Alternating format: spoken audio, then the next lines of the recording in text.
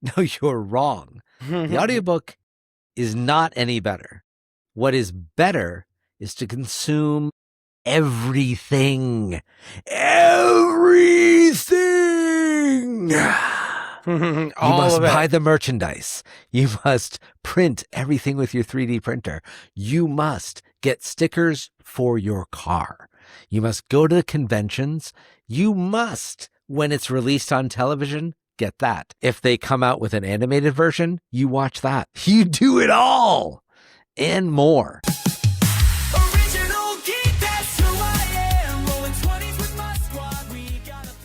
All right, welcome to Original Geek. This is the all fandom podcast for sci-fi, fantasy, comics, and every pop culture obsession that built us.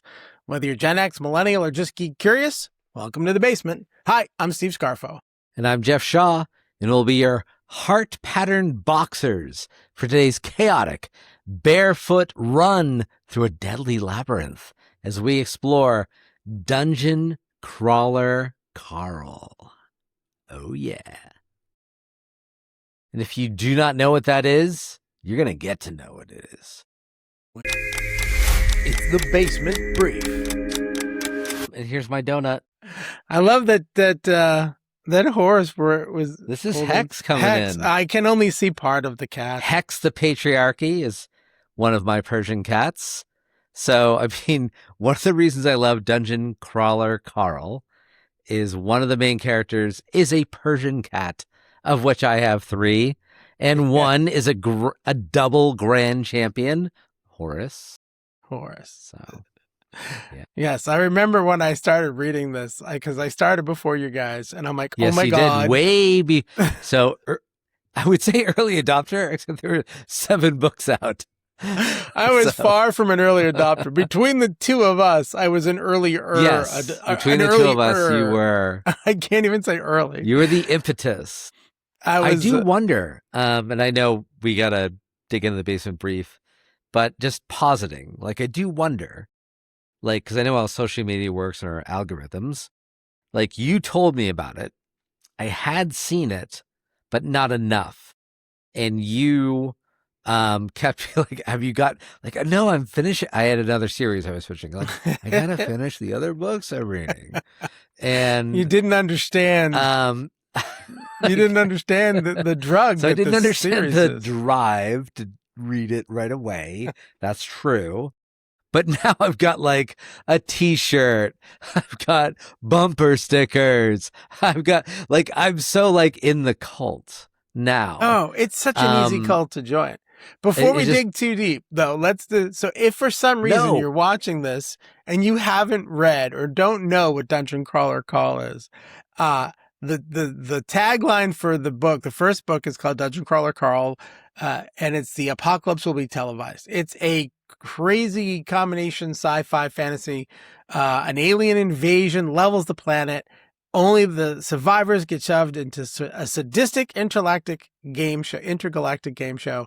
And Carl, our main character, at 2:30 in the morning, chases his girlfriend's cat into the street, and he's wearing nothing but boxers, Crocs, and a leather jacket. And that's when the world ends. And that's how the book opens. And so it's a wild ride from there. So sorry, just in case someone didn't know what we were talking about. No, and the thing is, this is LitRPG, which is a literary version of a role-playing game. So a book version of a role-playing game.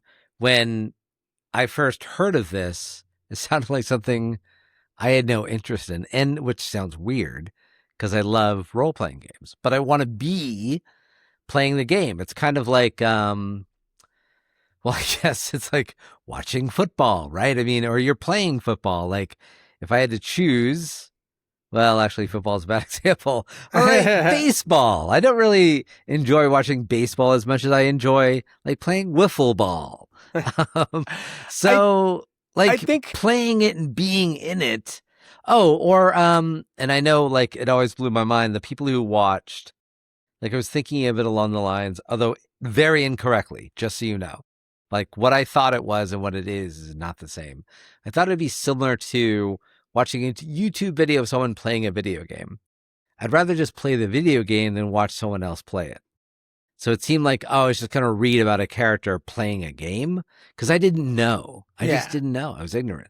Now, I had the same sort of, I went to a slightly different place. I was thinking more of like a choose your own adventure style book where it Which was. Actually, I would be okay with. Those were more, I liked them for what they were, but that's what I was expecting, that a literary RPG game was literally you're playing the game by reading. Like I thought it was I didn't realize it was just a story that used video game or role-playing game structure. Right. In this case, it happens to be sort of a D&D and video game combo, but they talk about levels and hit points and shields, and they talk about spells and potions, but not in a way like, you read Lord of the Rings and Gandalf has power.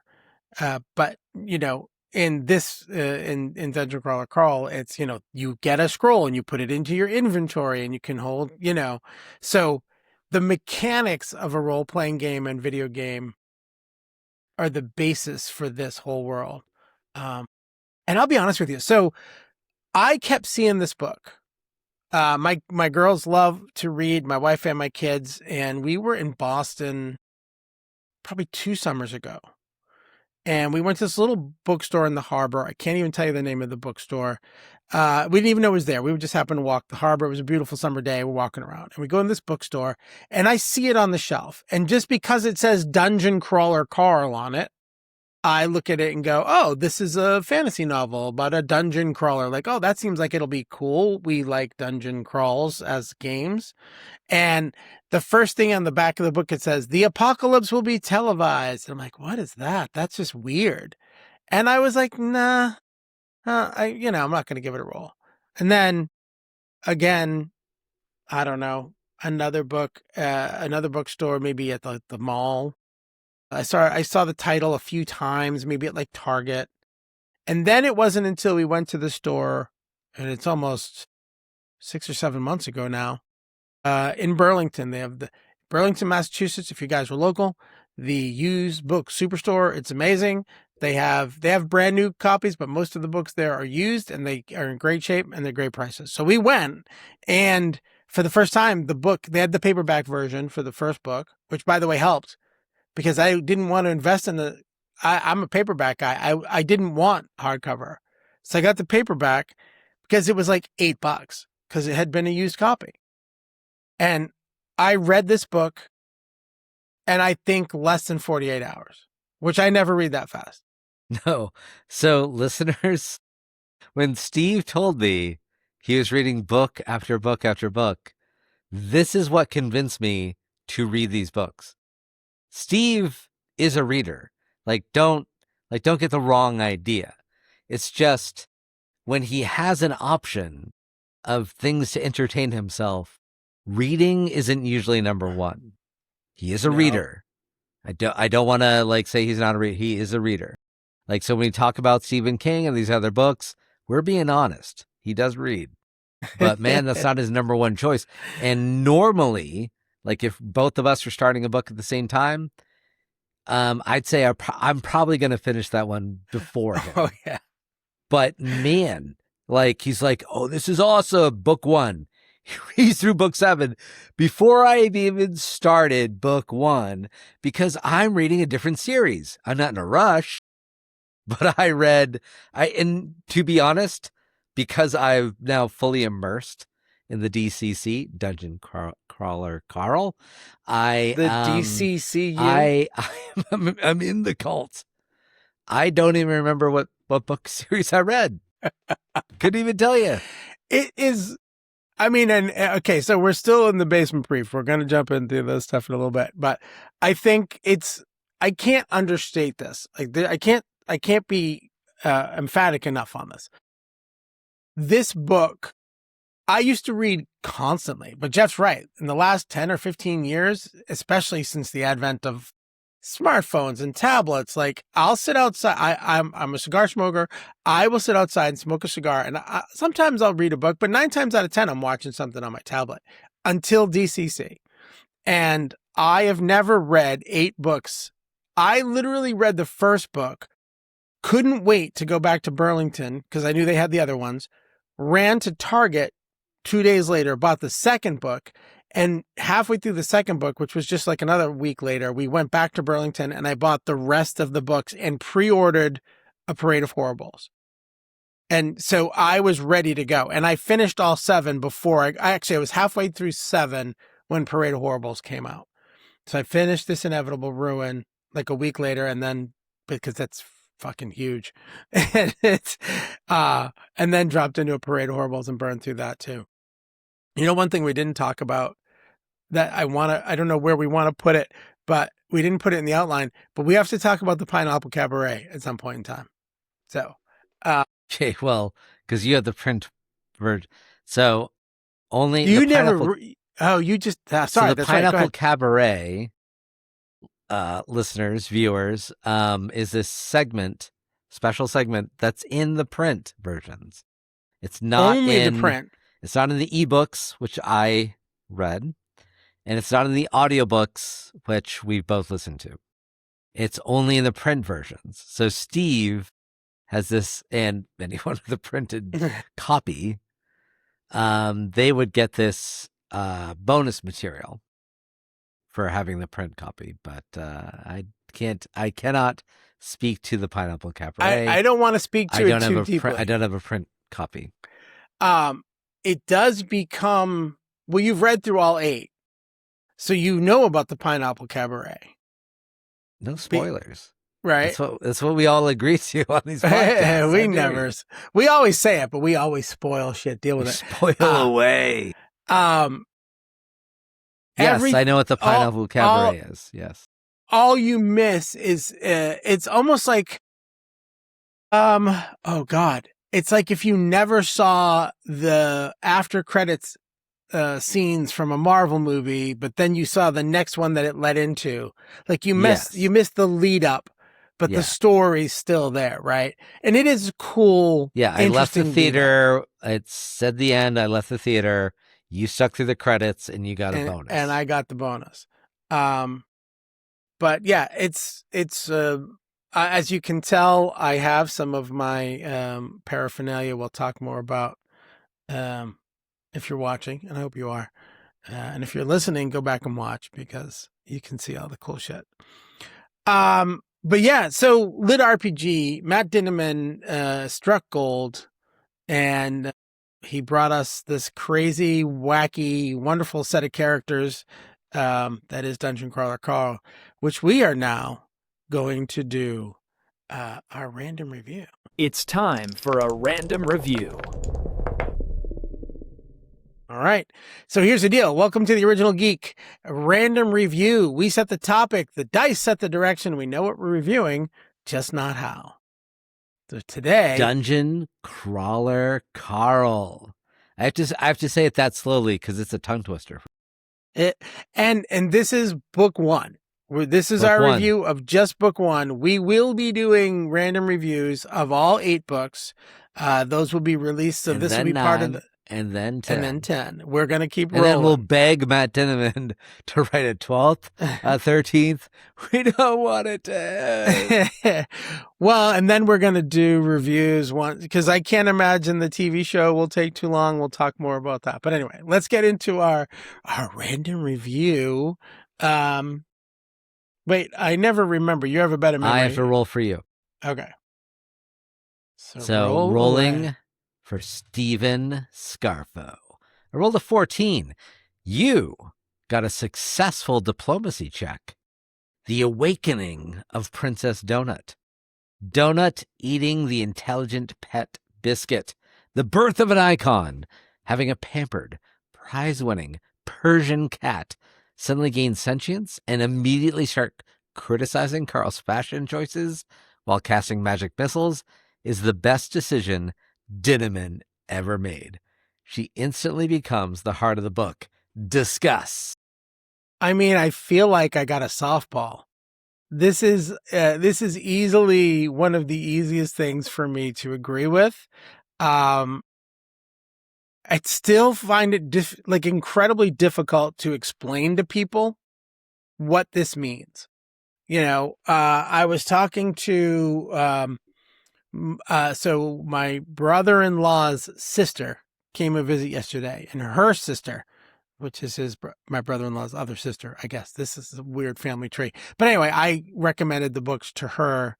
And when I was first trying to recommend the books to her, I find, it's the same description I gave you guys at the beginning. Oh, it's a guy in his boxers with Crocs and the cat ends up talking. And people look at you like you're out of your goddamn mind, right? They look at you like you're a friggin' wacko. That's stupid. But then you read the way he writes Donut. And, he has a history of, before he wrote these books, he was a guy who went to cat shows and drew pictures of cats for people. That he was an artist. He is an artist. So he had this idea of who these cats were. And to create this, it's a crazy combination of like a spoiled, petulant child who grows to have like a heart of gold, who really cares about Carl.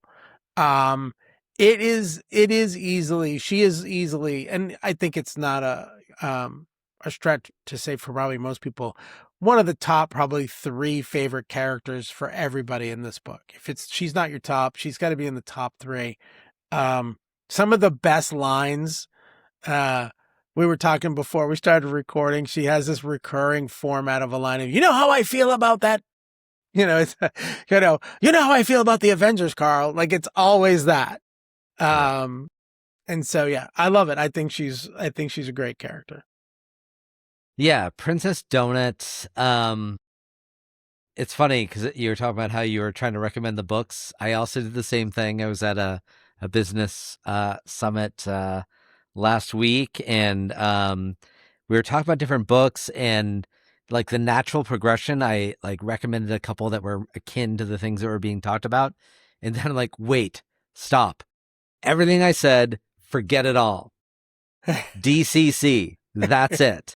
Stop, like, because they had already like put in like an Audible order. Someone else put in one for Libby, which is online, library that you can put. Like, I'm like, forget it. Take it out. Whatever I said. Dungeon Crawler Carl. And I did not bother to further explain other than I'm in the cult and you need to be too. That was it. So Princess Donut is a huge part of this cult. This character, and I think the structure works really well. So Carl is this very grounded, and initially, for those who start like getting into it, you might think, oh, this is just another bro. Like, he plays video games. He criticizes his girlfriend. He's smoking, and he goes to the gym. Like, oh my God, is this a bro book? Like, and he is not a bro. That becomes clear, but not right away. But Donut is this. It's the odd couple. It's Felix and Oscar. It's like it's Thelma and Louise. It's like every partner has to be different. Lethal it's the Weapon. Buddy cop. It's a buddy cop. It's got exactly. So Donut and Carl could not be more polar opposites, but as Steve already said, best friends, best buds, just ride or die. This is it. And so I think, nice. For those of you who are listening, jump onto YouTube, watch the segment, because Steve has used his 3D printer to create a Carl and Donut figurine. It's fantastic. So, and I want to say one more thing about Princess Donut. My wife reads, like I talked about how I read faster than Steve, generally, not with DCC, but generally, my wife reads faster than me, reads so many more books. And so she's always got this big catalog of things. And you have to, this is it. With Princess Donut, because we have 3 Persian cats, we go to cat shows, we have a double grand champion in Horace, one of our cats. So it is, it's part of our life. And so I knew she would get into this. And of course, she's also joined the cult. So. Well, yeah, I think she dove in deeper than you. No, I mean, it might come across that way. I mean, she's more vocal about it. I have one T-shirt, the Desperado Club, and it's got Donut on the back. She does have 2, and there's these chocolate bars. Yes, that the Maeve a company bars. came up. I got those. Dirty Shirley bars. The Dirty Shirley. I'm listening to book 5, the Bedlam Bride, and she talks about getting a virgin Dirty Shirley. Yes. And he's like, that's just a Shirley Temple. Yeah. It was great. Nice. All right. Now for Jeff. Me. Here we go. I got a 4, a failed dexterity. The info dump avalanche. The sheer volume of systems menus and stat sheets in chapter 1. Menu fatigue. Getting the universe dissolved is bad enough, but having to read through pages of system pop-ups, class descriptions, and basic mechanics right off the bat felt a bit clunky. It takes a few chapters for the narrative to smoothly integrate the math. What do you think? All right, so it's a decent call out. And at first I didn't think, because my wife, who talked as a super fan, she didn't get some things that I thought, what, really? You didn't get that? But then because of the game mechanics. Yeah. So I think even though this is an info dump, if you've never played Baldur's Gate or other role-playing game, computer games, because really having an infinite inventory, this is kind of like one of the things, or seeing a health bar. Like if you've never played an arcade game, a video game, because the thing is, if you've only done pen and paper role-playing games, if that's all your experience was, which was my wife had, and barely that, with RPGs was pen and paper, you would find a lot of the mechanics a little alien.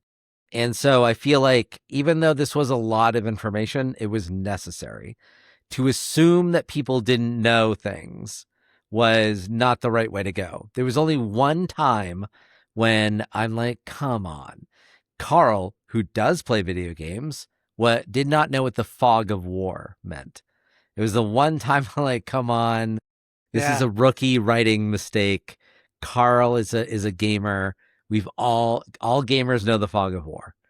So it's the fog of war, for those who actually don't know it, who might be listening to this, is you're only aware of the things that you've already seen. If it's outside of your field of vision, it's fogged or grayed out. So on any gaming map or in your perception, you can't see it if you can't see it. But if you've seen it, then it's revealed. The map is revealed. You know it. You've seen it. You've experienced it. If you haven't known it, seen it, experienced it, it's grayed out. So that's the fog of war. Yeah. Yeah, and I agree. And he would know that. He would definitely know that. It was one of those situations, too, where you can tell Matt was trying to, maybe not info dump, but he was trying to, I think the info dump terminology in that question is a little harsh. There was a lot of information, and you're right, it's a lot of stuff for people who've never done this. So I think he was trying to find a way to talk about the fog of war without being probably repetitive about, oh, this is this from the game and this is this from the game. And so to have Carl not know what the fog of war was maybe felt a little more like it was more variety of how to expose this information. Maybe almost he was trying to avoid an info dump, so he made it like a discovery. Right. Like if he just said, hey, put this potion in your hot list. Not everyone knows what a hot list is. Right. Like they don't know that. So I felt like he had to do that. The only time I felt like, oh, this is what Kristen felt like, and I won't, no spoilers for later books, but like there's a later book where it's a card, like a Magic the Gathering card format. And that, because I don't have much experience with that, I like, oh, that's what Kristen felt like. Yes. Okay. Yeah, because I have noticed, and again, I don't want to go too deep on other books, but every level is a different kind of game, all the way up to a Parade of Horribles, which is more of a racing game. And do you know what I mean? There's different variations. Different variations of how they go. So, I agree. I think there was a lot of data that he had to get out, and it was important for people. And I think it does help bring people into the genre. It did for me, and I am a video gamer. I'm an RPG guy. Like, I love all that stuff. So I was able to take it all in pretty quickly. But him using those mechanics and creating this world is what makes it so rich. And maybe it's a narrower niche to start with, and that description helps bring more people in. But I don't know. You guys tell us your thoughts. If you're watching this, I'm sure you're a fan of Dungeon Crawler Carl already. So I did not say this at the beginning, so hopefully you're still with us. We let AI generate these, not the system AI. There'll be no foot fetish questions, but it generates a list of questions. We don't know what they are until we do the episode. We try not to read through them. So this is just us talking off the cuff. We're going to do one of these for all 8 books. And like Jeff said earlier, 9 and 10, and we're going to force Matt to write 11, 12, and 13. We'll get a Brandon Sanderson thing going on. We'll get him to write extra books. That's right. George R. R. Martin didn't stop at 3. No. He said it was a trilogy. He didn't stop there. He just kept going. Well, and then he didn't. No, and then he stopped. But all right. Well, like, subscribe, follow us, and by God, go out and get Dungeon Crawler Carl if you don't know what it is yet. But right now, we're going to jump into our flashback. Let's take a trip through time. It's a Geek flashback. Nice. Yeah. Shall I kick it off, or do kick you us? No, okay. You go. So, Steve and I, before I tell them what my flashback was going to be, and then during the random review, I randomly selected to push that to my basement treasure, which I didn't have one, but now I do. So the reason I want to change it is because reading the first Dungeon Crawler Carl made me realize that when I was a DM for our Rudar party, our group of teenage boys playing D&D back in the 80s, don't say it like I was the creepy. AI.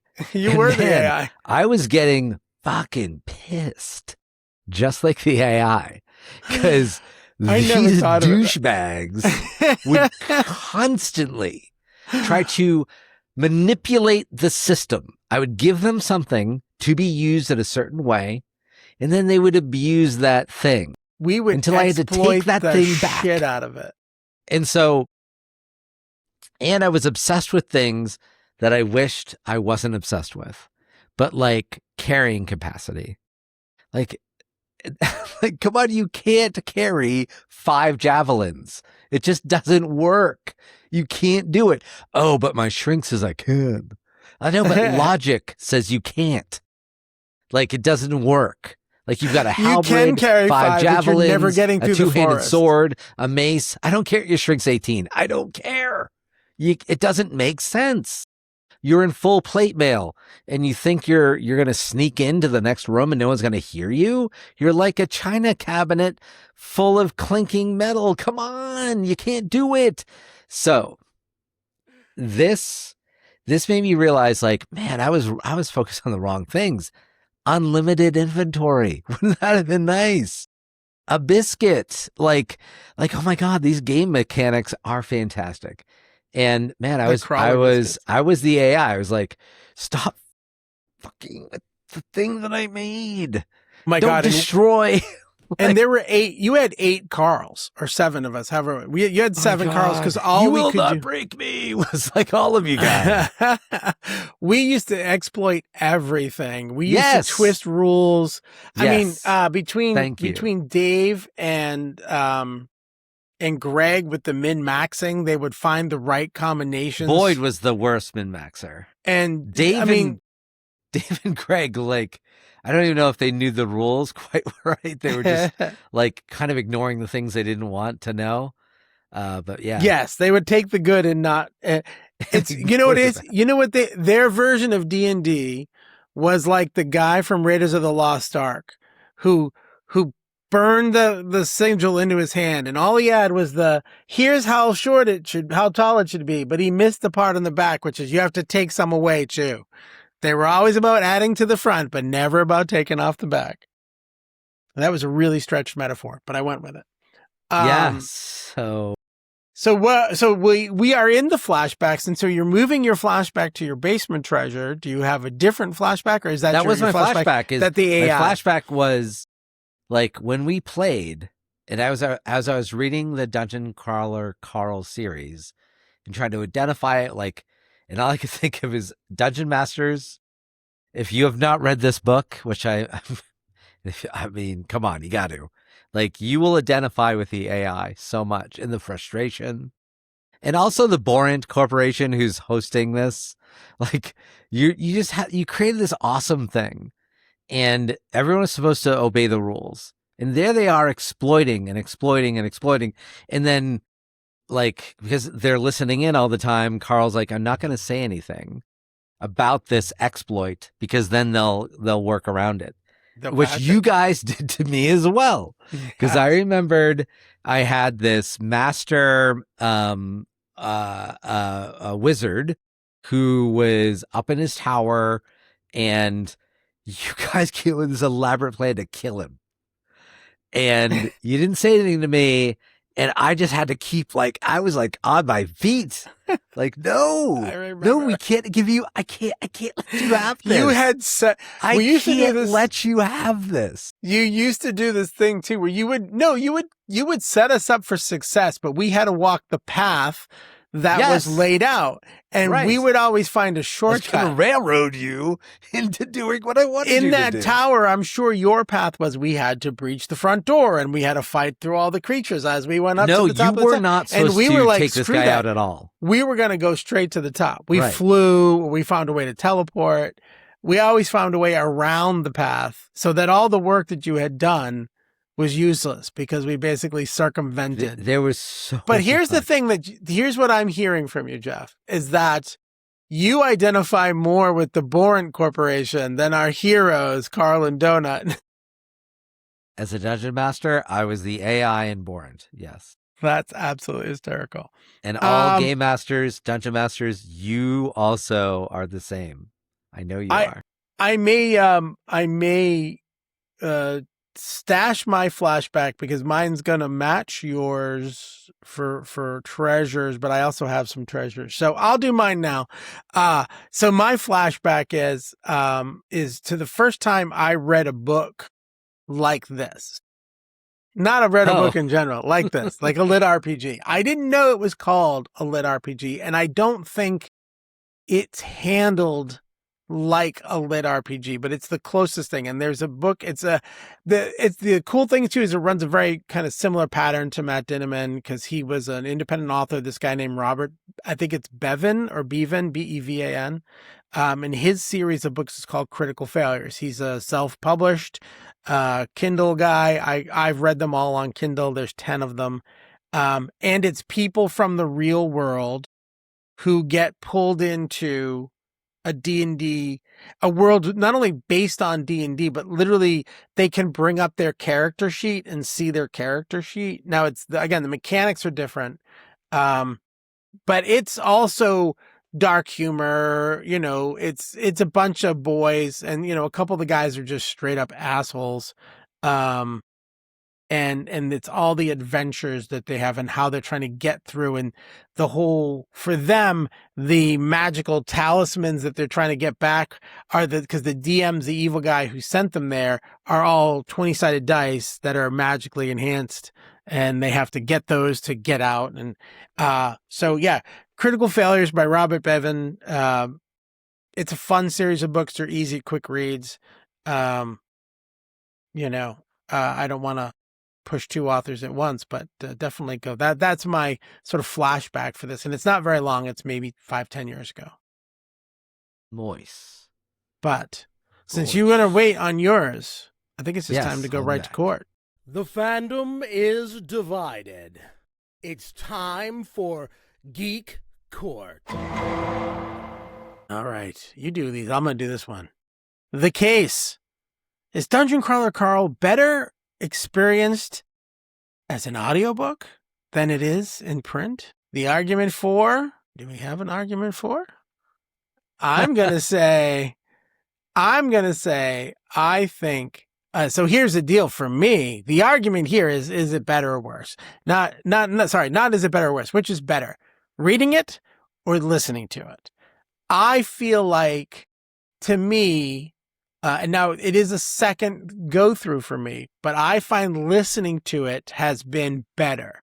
I did read them first and I did enjoy them. Obviously, we just talked about how much I don't read that often. So, in fact, I just went through all the Hitchhiker's Guide to the Galaxy books, but I did it all audiobook. I do love those books too, but I just went back and listened. Jeff Hayes, as the narrator, brings something to these books, and because he's so good at it, it brings out parts of the story and makes them crystallize more for me. Because when I get excited, when I'm reading a passage that I really enjoy, I tend to read faster and faster. I think probably a lot of people do. So I not skip stuff, but you don't remember it as much if you're burning through it. Try to get to, oh my God, what's happening? Oh shit, oh, it's down there, and you miss the whole page. And so for me, I think reading the audiobooks, listening to the audiobooks, has been a better experience for experiencing the story, I think. Okay, so in a rare Geek Court moment, the opposing side is deciding to yes and.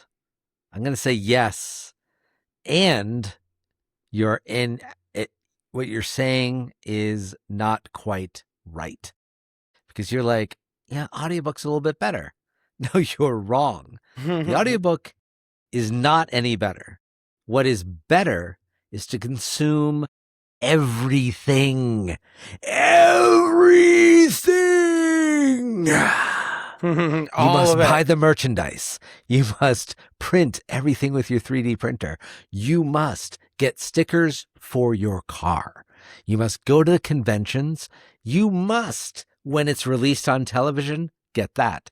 Soundbooth Theater. You already listened to the audiobook? Jeff Hayes thought it was awesome. You're right. It was awesome.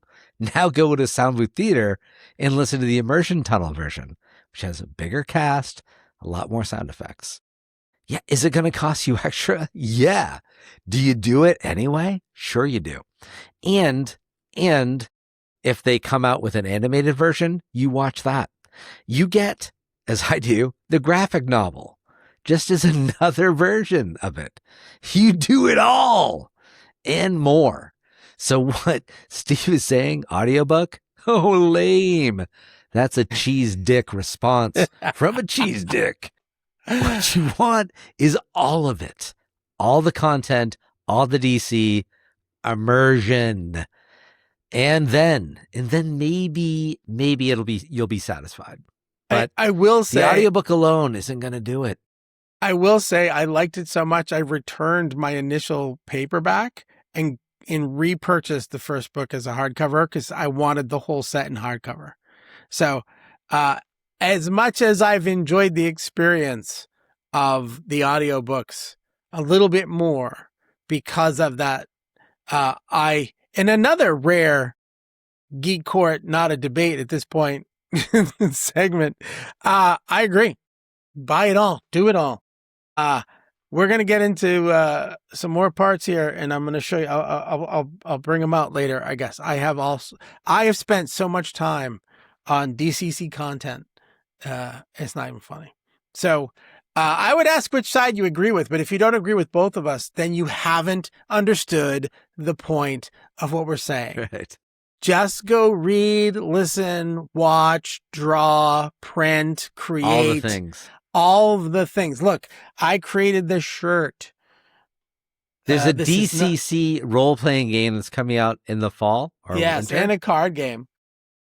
This is a takeoff on the old dogs playing poker, and this is all of the familiars and the animal creatures playing poker. Donut got thing. the Sluggalo. I got a Sluggo. I got Biggs. We got Ren. I got Mongo, Prapatente, and Donut. Just because it's worth doing, because it's fun. All right. I guess we're going to drop in now. We're going to drop into the basement treasures. Dust it off and geek it out, because it's a basement treasure. They're digging in the wrong place. All right, because Steve actually has artifacts to show that he dug up. I actually do not have the physical copy of this book anymore, but because I've switched over to ebooks primarily. Joel Rosenberg in 1983 wrote The Sleeping Dragon. And it was my first time with this melding of fantasy and role-playing game. The concept is these college students are playing with a game master who's like a professor. I can't quite remember, but I think it's their professor. And he recognizes that he's now found the right group. It's kind of, if you ever watched The Last Starfighter, where a kid is playing a video game and he plays it so well that he's been recruited to be this starfighter because he knows the system so well. And this is the same thing. Like, oh, this game master, okay, these are the ones. These are the heroes that are going to change this other world. And he sends them to the world they've been just experiencing as a role-playing game, but now they're the real heroes in this world. So it's not exactly LitRPG because when they get into the world, they're not bound by the rules of a game anymore. It's real. The thing they thought was a game is actually real. Same with The Last Starfighter and other things. So this concept of blending role-playing games and fantasy, my first encounter with that, and actually it turns out Steve's too, was The Sleeping Dragon from the Guardians of the Flame series. There's 10 books in the series. I didn't actually know that because I didn't know that either. I thought there were only 4 or 5. Right. So our primary the primary group we're following is good for like 6 books, and then it moves on to other characters, but the same world. So I'm a fan of that. The Guardians of the Flame. It's not only my basement treasure because it's from 1983, so it's you got to dig that one out. But it's also a fantastic series. It was groundbreaking for its time because of some of the adult themes that were not in your normal fantasy book. That I'm like, wow, this is serious. These characters are really dealing with some stuff. And there's like slavery and so it's really a great series. If of course you need to first read, listen to, and fully experience the DCC multiple times. But as you wait for the next book out next year, go back, grab Guardians of the Flame, at least the first trilogy, which is The Sleeping Dragon, The Sword and the Chain, and the Silver Crown. And those were the 3 I remembered. I didn't know there were more. Well, I will say this. I bet actually you do because it's the heir apparent and the warrior lives in the next 2. So I bet you know those. Well, maybe I did know those. Yeah. It's the ones after that, The Road to Evanor. I'm not sure if I read that one. The Road Home. Not exactly The Three Musketeers. No, for sure, I did not read that. Not quite Scaramucci. No, I didn't read that. Not really The Prisoner of Zenda. I know I didn't read that. So, however, the first 5, Sleeping Dragon to The Warrior Lives, I think we both, our whole like group D&D group read all of that and loved it. After that, I can't say, but the main character was Carl Cullinane, also a Carl. Carl. And I have a copy of that book somewhere in this house. I think it's up on my shelf. I still have a copy. It was one of my favorites. But I do stand by critical failures, but I think I showed you a couple already. So my basement treasures are only because I have recently bought myself, as Jeff mentioned, a 3D printer in the last couple of months. So I showed my Carlin donut. This is my donut and Mongo. If you guys are going to watch, you should watch the detail on this. Now, I did not sculpt these. I did just find them on Maker World if you're a Bamboo Labs printer.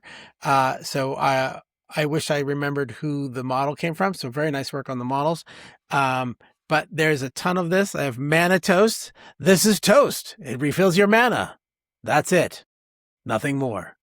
Fuck you. One of my favorite lines in the book. So I had to say, that's another like flashback for me because I loved creating original items for you guys that were a joke. Yes. Like the scorpion whip was like rocked you like a hurricane, and he just whip it around. Yeah, you had some that were very dark too. You had the robes of Father Nambla. Because we were we this is the reason why we love this. But so hold on. I don't want to end this. Okay. And then I have these. This is, again, that's out there. Dungeon Crawler World. It's like an old hotel room key, but it's a safe room key chain. And this is a poker chip, also made into a keychain for the Desperado Club, the 100,000 gold value chip. So good it hurts. That I actually liberally took from a design that someone had made a different keychain, and I made it a 3D printed keychain. So I won't take credit for the design, but I did create the STL printable file. I uploaded this to MakerWorld too. So if you're a 3D printer person, you probably know about MakerWorld, but check out all the DCC stuff.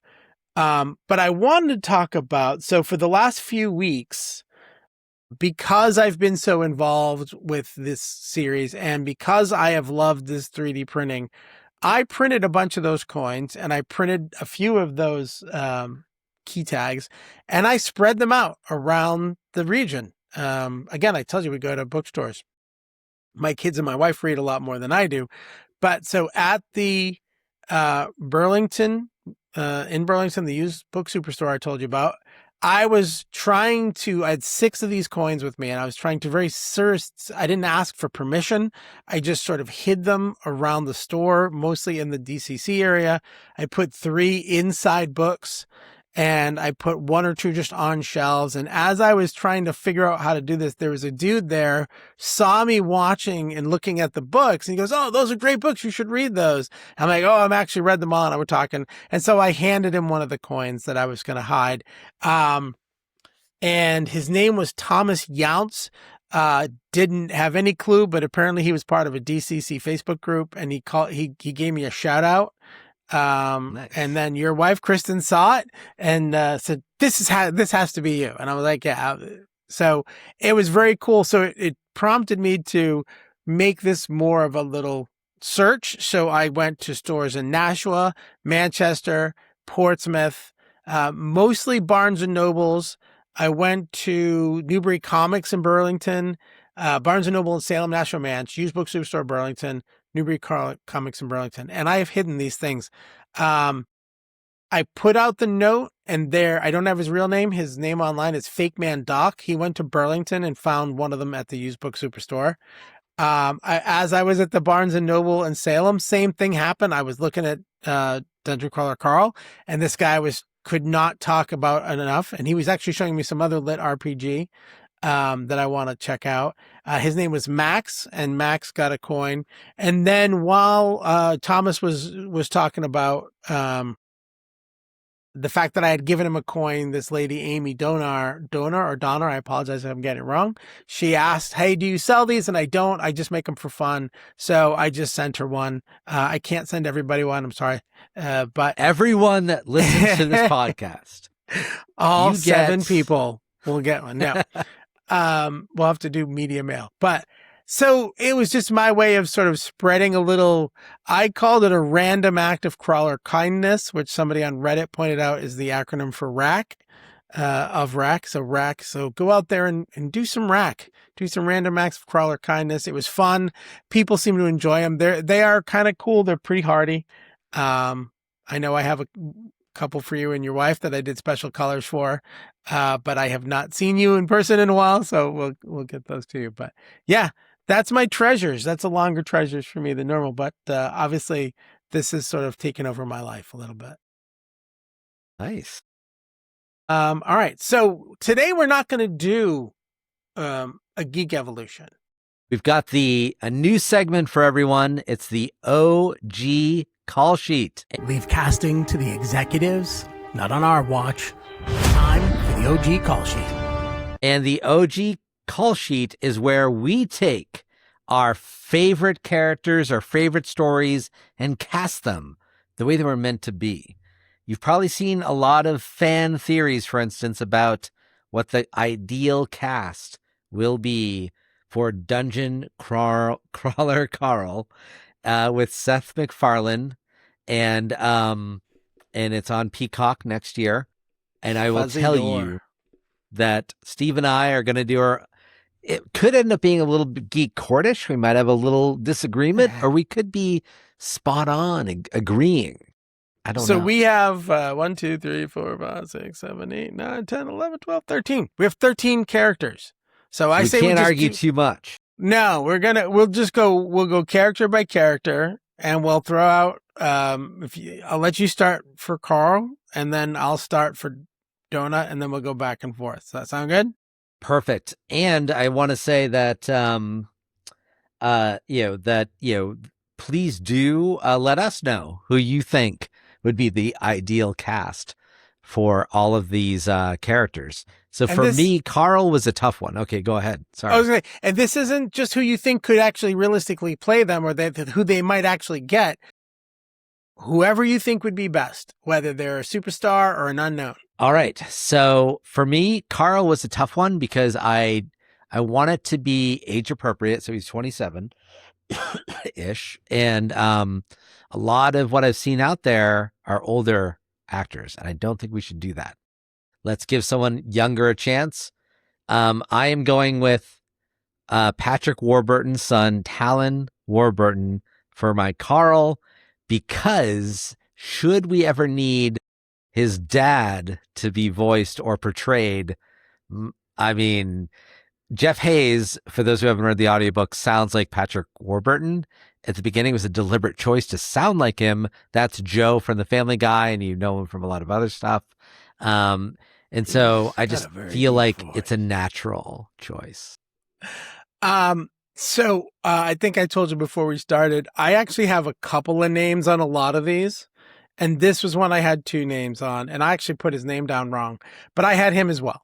And he's been actively campaigning to be Carl, and he's been doing videos with his dad. And the social media videos with his dad have been hysterical because it's him trying to campaign and his dad in the background going, "What are you doing? What are you doing? This is ridiculous." Like, it's just making fun of him for it. So it's a great play. And I agree it would be awesome if he could be Ultra Carl and then actually play Carl's dad. But so I was like, okay, Talon is something, I think he could fit it. I don't know him as an actor, but he's obviously got the voice and he's got the gravitas. So I think he would be good. He also seems to have a good sense of humor, which this character needs. The actor needs to be able to play it serious and humorous. You could have someone who could go both ways. The other name I came up with is Tom Holland, Spider-Man. I think he doesn't necessarily have the gruff look that you imagine for Carl. Or size, But this is it. He's got the age, though. He's the right age, but he's a very physical actor. He's very talented. He could play that range across both humor and action. We've seen him do it within the MCU. I don't think they're going to get Tom Holland. I just said, God damn it, Scarfo. No. I think Tom Holland would be awesome. All right. Let's go Donut. So I think we almost should skip Donut because they've already cast Donut. No, I'm going Donut because this is who I said. Jamila Jamil, who is in, I know her from She-Hulk as Titania and in The Good Place. She was in The Good Place, yeah. And she would have been the ideal Donut. I understand that it's too late. Jeff Hayes is Donut. Sorry, now we can skip it. No, that's okay. I had actually just put Jeff Hayes because I knew he was already cast. And I actually think it's good. I think he does. So I didn't even think about that one. But I do agree with you on Jamila Jamil. I think she would be awesome. I love her voice and she has that right smarmy, sassy attitude. I think she could play a great Princess Donut. All right. Dungeon AI. All right. So I have Jeff Hayes because I did this before he was cast. I feel like he would be great as the Dungeon AI.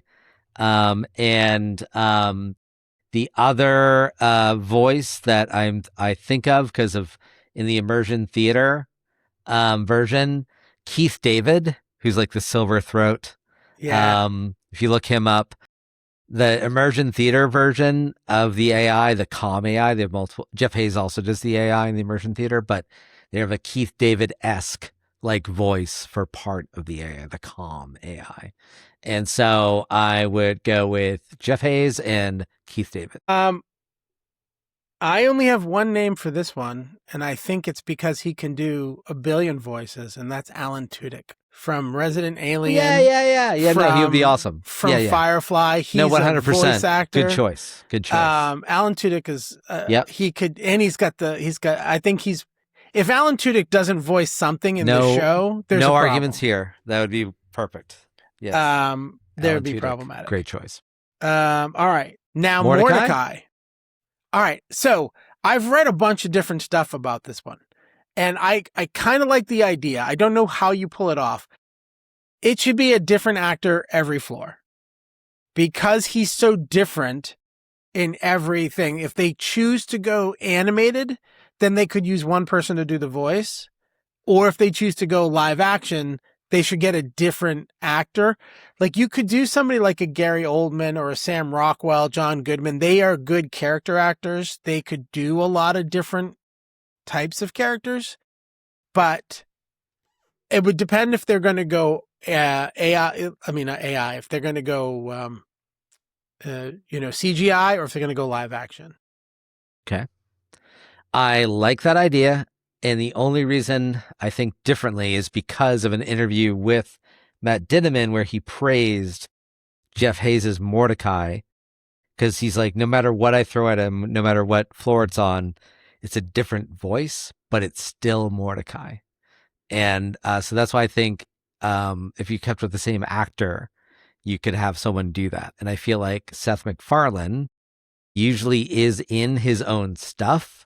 And of all the characters, I thought Seth MacFarlane, because he does a lot of different voices, he could really do a great job as Mordecai. And so he's my choice for Mordecai. I think he would do an awesome job as Mordecai. And strangely enough, I've seen no one suggest it in all of the fan castings. That Seth MacFarlane wasn't listed? For Mordecai. I'm not saying not for anything, but for Mordecai. I've seen others, but I feel like he'd be a great Mordecai. I think he would do a good job. I didn't have him anywhere on my list, and that's funny because I know it's his production company. Samantha. All right. Kate McKinnon. Shut up. Kate McKinnon would be an awesome Samantha. She's great with comedy. She can be incredibly inappropriate and yet pull it off. I feel like Samantha, she's the perfect Samantha. Okay, so, and I'm not bullshitting you, I also have Kate McKinnon. Oh, for Samantha? For Samantha. Nice. I did have two names. I had Kate McKinnon. I also put Margot Robbie because of her portrayal of Harley Quinn. Because I think she has that Don't crazy, hate it. She can do that, absolutely. Yeah. actually that crazy ass look. But yeah, I had Kate McKinnon too. That's funny. For Katya, I have three names. I saw someone else list this, and I don't hate this, Chloe Grace Moretz, because she could pull off the physicality of it. But also Florence Pugh or Ana de Armas. I think Florence Pugh probably fits the look of Katya more than the other two. But those were the three I came up with. I think I'm probably lean more towards Florence Pugh just because of her portrayal of Yelena Belova. So influenced entirely by the fact that they said, oh, she's in her She-Hulk mode. Tatiana Maslany from She-Hulk was She-Hulk. I thought would be good. Think of Tatiana Maslany as Katya because of being She-Hulk. So I'm like, oh, there we go. We got the right cast. No, I'm going to go with yours. I like that. I do like Florence Pugh. I like Tatiana Maslany for that. I think she'd be awesome. All right, Odette. Who do you have for Odette? So I thought Jeff Hayes was deliberately doing RuPaul. And maybe it's just because he's a male voice actor doing a female. He only has so much range, so many options. So I saw RuPaul when he was reading it. And so I'm locked in on RuPaul. Your choice. I have Gina Torres, who is an actress from Firefly. Actually, I guess I'm pulling a lot from that show with Alan Tudyk in there too. And the TV show Suits. She was in, I think, Buffy the Vampire Slayer for a while too. She is a great, very powerful actress. She's one of those people who can be very stern and strong and believable, but also can soften. So I think she could play that shift between the facade of Audette to the side conversations of Audette. I think she'd do a great job. I think she'd be awesome. Okay, nice. What about Prepotente? I'm thinking Matthew Berry. He's in What Would We Do in the Shadows, and he has the most ridiculous accent as that vampire. And so when Prepotente does things like, get ready to battle, and he just says things in the most absurd way, not just as a British accent, which Matthew Berry has, being British, but also has the most absurd inflections of words and really exploring the syllables. And so Matthew Berry for me is the one. I like Matthew Berry. I like that. I have John Leguizamo. I like John Leguizamo. He, in the Spawn movie that came out a while ago, he played, I forget the character he played, but he had this great voice. He does Sid the Sloth. Like, he's got this ability to become these different characters, and I think he could easily pull off a Prepotente. And that would be another one that would be probably highly CGI'd or made up. So, the physicality of him doesn't really matter as much for that. Hecla. Now, this is the one I told you I could have skipped, but I think this person, and I just watched her in a new series called Ride or Die. Yes, we got the same person then. You have Hannah Waddingham too? Octavia Spencer. No, you went with Octavia? Hannah Waddington, of course. So that was such a good show, and I had never pictured her as an action person. As action star, and she killed it. She did great, and she fits the look and the she's a big Amazonian woman. She's a beautiful lady, but she's huge, and she could easily pull off the Hecla. All right, that's funny that we both had Hannah Waddingham. All right, Zev. Who do you have? I have Amy Poehler, and I think she'd be great because of, if you watch her in Parks and Rec, she can be that person that's like by the rules, but also really nice and friendly, and you're just kind of rooting for her. So Amy Poehler is my choice. I did see Amy. So I had to do this thing where I came up with these lists, and because I don't know why I was drawing blanks on names. So I was like, all right. And she was on my list a few times, but I didn't end up picking her. For Zev, I had either Kate Micucci. Do you know who Kate Micucci is? Mm-hmm. Yep. Or Aubrey Plaza. I think Aubrey Plaza. Parks and Rec. Also Parks and Rec. Aubrey Plaza. She might be misplaced. Actually, maybe not. I love Aubrey Plaza. I'd love to see her somewhere in this cast because she's got that ability to switch back and forth. But there's no need for Zev to go dark and evil. Maybe she could be in the next one for me, which would be Cascadia. So Aubrey Plaza could do Cascadia. It's not the name I have listed, but she could do that. So I would say Kate Micucci for Zev. I think she's got that sweet, sort of quiet voice, deadpan approach. So who do you have for Cascadia? I have... Oh, you did Zev. You did Zev already, yeah? Sorry. Yep. I have for Cascadia, Colby Minifie. She's Ashley Barrett in The Boys. She's the one who's trying to hold everything together and ends up ripping her hair out. She's so stressed. And I like her in everything. She's great. She would be Cascadia because Cascadia loses her shit, but also is a total corporate stooge. So yes, obviously influenced by her role. And I think that often happens, but yes.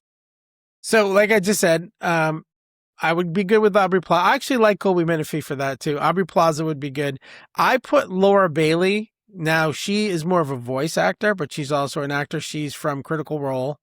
Because I was thinking Cascadia is mostly off screen. So this would mostly be a voiceover.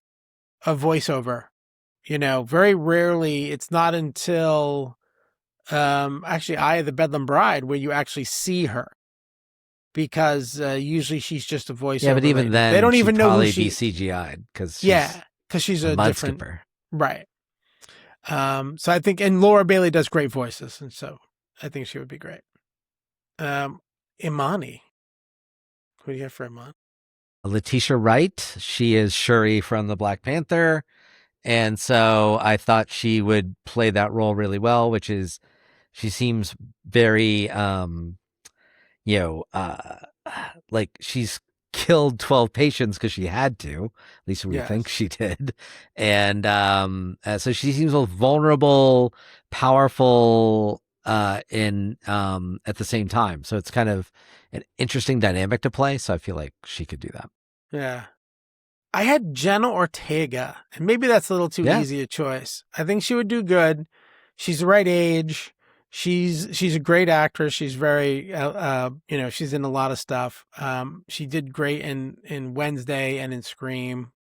Or I also had Rosa Salazar, who's someone I just, I didn't know it was her. She was in Alita Battle Angel, but she's very highly CGI'd. So also could be a great action star.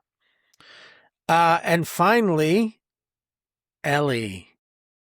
Or Elle. Which one is it, right? So it is Ellie. But I always said it. So ELLE. When I was reading it, it was L. And then the audiobook, it's Ellie, right? In the first audiobook, he says L. It's not till the second audiobook he says Ellie. That threw me even worse. I'm like, wait, what? All right. So, so for me, it was a tough one because she transforms in this, spoiler. She's an elderly, woman, and then she becomes this frost maiden and becomes like this pinup girl type thing. And so I was really wondering, do you go with a younger actress who they make up, or an older actress who could kind of get away with where they, with CGI, could, make into an Ice Maiden. So I went with Jamie Lee Curtis because I felt like she could pull it off as the aged Ellie and then still have that kind of attitude. She's hilarious. And Jamie Lee Curtis can pull up funny, but also like badass, which she can also do. So I felt like she could do the role very well. Otherwise, I think you'd probably want to go with someone younger. I couldn't think of anyone. So, it's funny. I didn't go younger at all. I went with somebody in the middle who could kind of, like you said, play both sides of it. Actually, I have two names for this one as well. I went with Lisa Kudrow or Jane Lynch. Yes. I honestly think Jane Lynch would be better as Ellie because she's got this. Yeah. She's got that snark. They both have the ability to be snark. And Ellie is just such a no nonsense, no bullshit lady. Like you need someone who can deliver those lines with that snap, and they can both pull that off. Now, like you said, she becomes younger. So I don't know if they fit the younger look, but maybe they can play around with that. But I would love either of those two. So those are our fan castings. We're going to cut this out of the full episode, so you have to come back and watch the whole episode with us. We got a couple more episodes. Yes, welcome to our first edition of the OG Call Sheet. OG Call Sheet.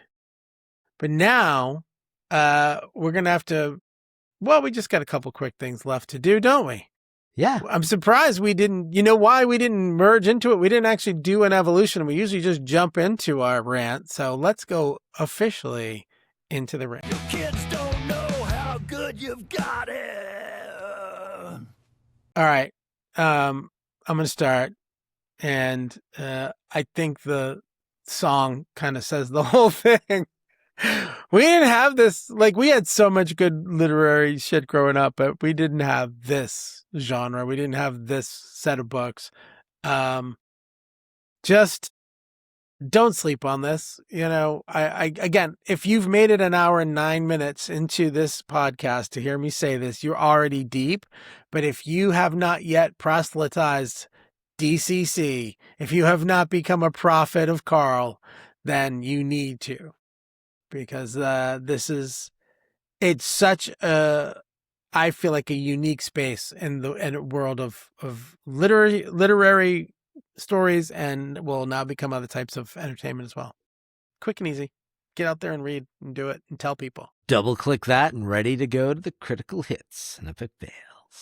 It's critical hits and epic fails. All right, critical hits. I know it's both of ours. It's the audiobook. It is amazing. It's the first time I've done both. Read the book, listened to the audiobook, and then I went back and I'm listening to the immersion tunnel from Soundbooth Theater. So I have it on Amazon Audible for the audiobook.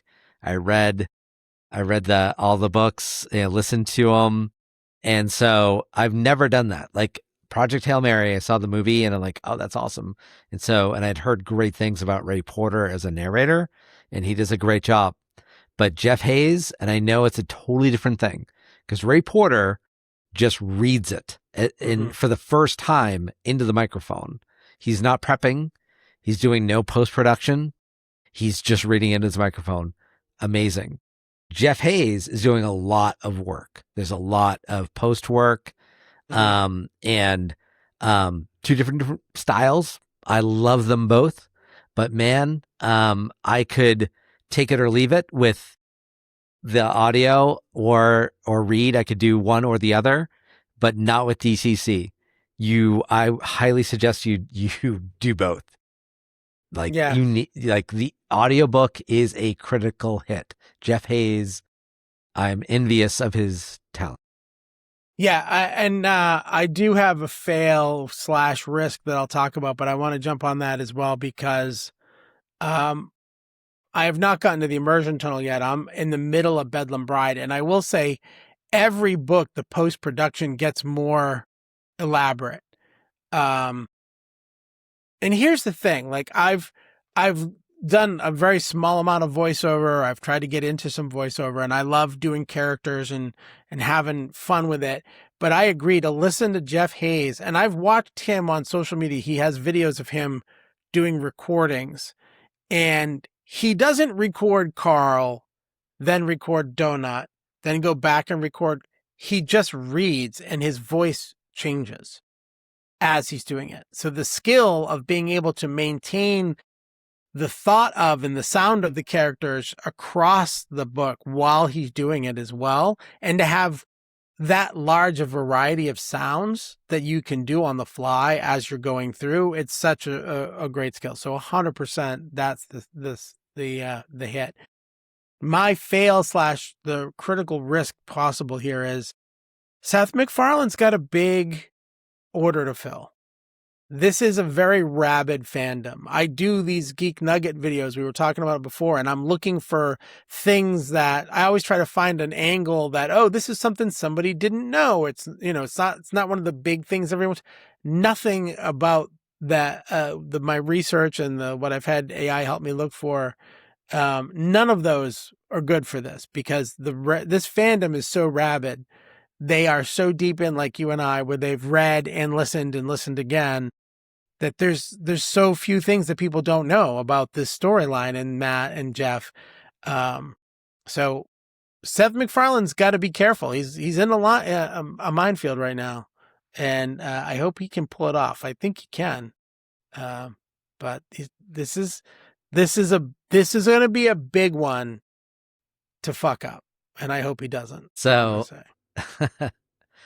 I feel like we're in good hands with Seth MacFarlane. I think, especially when you look at the Orville, he has similar sensibilities.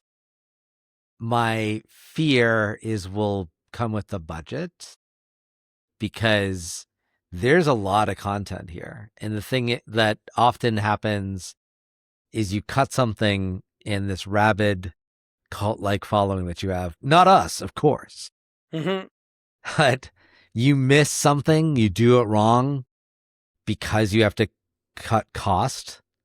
That's where I see the potential risk is like he can't tell the full story because it would take too long. Well, it is a TV show, so I mean, just enjoy the great number of seasons you're going to get out of this. Well, And he's putting it on Peacock, so they have a little bit more budget. His last show, Ted, was on Hulu, which I thought would still have a pretty good budget. But they actually said that was a hard one to make because the budget for Ted was expensive for the CGI of just Ted. So the one talking bear was expensive. Yes. Now you're having a consistently talking cat with all of these goblins and shamankas and lava llamas. You know what I mean? Like there's all these creatures that have to be created somehow. So I agree. Hopefully they put the right budget behind it. I think this will drive people to buy Peacock subscriptions 100%. This is not, you do it right. Like, I can't even think of a good example. You need a right Game now. of Thrones budget. Yes. On Peacock, and that's the concern. So then what do? You cut. I mean, Peacock is NBC. Cut content. They're pretty goddamn big. Well, yeah. They have the ability to fund it, but will they? Oh, yeah. I feel like he won't put out a bad product because that's not what Seth MacFarlane does. But instead of the 20 episodes we often get in a season, we're going to get the 20 episodes we used to get back in the day, which is what this would require. We're going to get 8 and lose a ton of content. All right, so we've lost Steve. No, it's just I'm here. Me. I'm finally free to talk to you guys. Can you hear me? I can, and we can hear Steve, but we can't see him. Yeah. Steve's having technical difficulties. His camera just died. So thankfully, we're at the end of the episode. This is it. This is it, OGs. Your new achievement. You have listened to a podcast. Now tell everyone about it. Yes. Reward? Well, the reward is for us. Thanks for hanging out with us. Thanks for being here. Sorry you can't see me say goodbye. But be grateful. I'll put a little picture of me. Just a little picture up. I have no idea what's going on. But yeah. So thanks, guys. DCC, check it out. Bye, OGs.